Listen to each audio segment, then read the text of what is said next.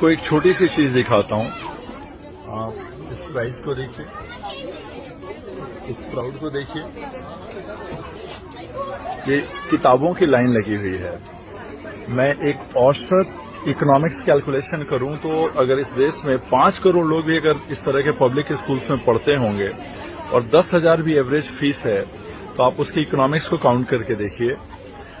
एक सिंपल से गवर्नमेंट इतनी छोटी सी बात या तो मुझसे समझ ले या मुझे समझा दे कि ये बुक खरीदने की जगह ये बुक ऑन रेंट क्यों नहीं करती कि पेरेंट्स रेंट पे बुक लें, सरकार या स्कूल किताबों की एक फंड बना लें और हर साल पेरेंट्स उसको रेंट पे ले और अगले साल उस किताबों को जमा कर दें।